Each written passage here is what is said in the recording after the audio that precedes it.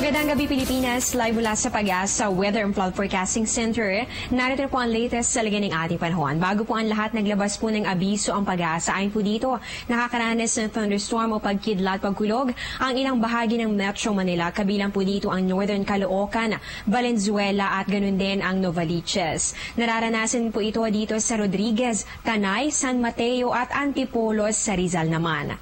At meron din pong nararanasan thunderstorm sa ilang bahagi naman ng Bulacan. Kabilang dito ang Norzagaray, San Rafael, Angat sa Bustos.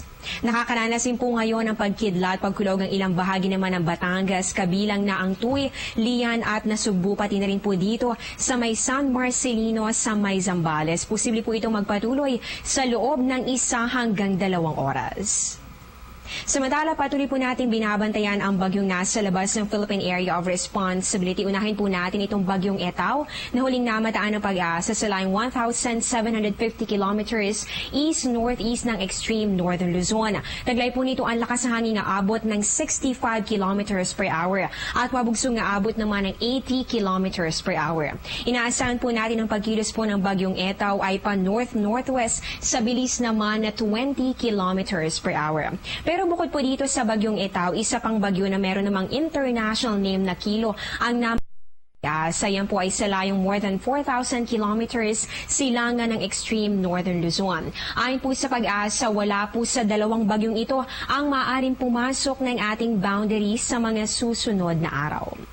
Ngayong gabi naman po patuloy pa rin sa pag-ilal itong southwest monsoon o yung hanging habagat na siyang magdudulot ng maulap na kalangitan na magdadala naman ng mahina hanggang sa katamtamang pag-ulan at mga pulupulong pagkidlat, pagkulog. Dito po yan sa Western Visayas, ganun din sa may Zamboanga Peninsula, Northern Mindanao at pati na rin po dito sa probinsya naman ng Palawan. At para naman sa Metro Manila at sa natitirang bahagi pa ng ating bansa, asahan ang pagkakaroon ng bahagya hanggang sa maulap na kalangitan na meron pa rin po chances ng pagkakaroon ng isolated thunderstorms o mga pulupulong pagkidlat, pagkulog. At ngayong pong buwan ng Setyembre, alamin po natin gaano kaya pwedeng abutin ng ating temperatura. Dito po yan sa pangunahing lungsod ng bansa. Unahin po natin sa Metro Manila. Maglalaro po sa pagitan ng 24 to 31.6 degrees Celsius ang agwat ng ating temperatura. Habang dito naman sa Metro Cebu, ang minimum aabot po yan ng 24.9 degrees Celsius at ang maximum naman posibleng umakyat sa 31.8 degrees Celsius. At panghuli po natin, dito naman sa Metro Davao, so ito po sa may Mindanao area po ito, ang pinakamababa abot po yun ng 23.9 degrees Celsius habang ang pinakamataas naman posibleng umabot ng 31.9 degrees Celsius. Sa puntong ito, alamin na po natin kung magiging maganda kaya ang lagay ng ating panahon sa mga susunod na araw. I-check po natin ang nilalaman ng 3-day weather forecast ng Pag-asa. Unahan po natin dito sa Baguio City ang temperatura sa pagitan po ito ng 16 to 23 degrees Celsius at meron pa rin po chances ng pagkakaroon ng mga pulupulong pag-ulan o pagkidlat, pagkulog. Simula po yan Martes at posible po yung magpatuloy hanggang sa Huwebes. Dito naman sa Metro Manila, asahan po natin magpapatuloy pa rin ang generally fair weather. Simula po yan Tuesday to Para naman sa Metro Cebu, ang temperatura sa pagitan po ito ng 23 to 32 degrees Celsius at paghandaan pa rin po ninyo ang chances ng isolated rain showers or thunderstorms simula po yan bukas hanggang sa Thursday.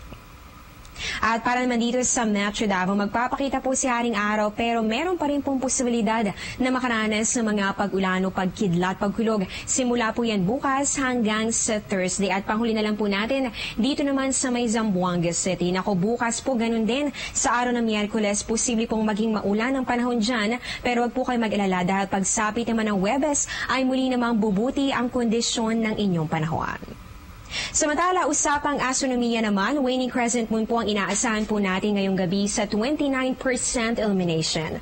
Ang waning crescent moon ay nangyayari kapag ang buwan ay half at yan po nailawan po ng araw. At dahil nga po yung bahagi ng ating buwan na naliliwanagan ay nababawasan o lumiliit, ito ay tinuturing po natin na waning.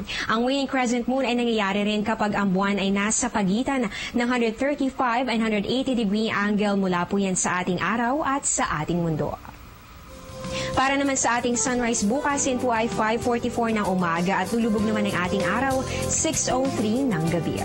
At yan po ang latest mula po dito sa Pag-asa. Abangan niyo po ang susunod kong update sa News Live. Dito pa rin po yan sa Telebisyon ng Bayan. Ako po ang inyong weather lover, Amor Larosa, na nagsasabing ang taong handa at may nahon, kayang lagpasan ang hamon ng panahon. Magandang gabi po sa inyong lahat.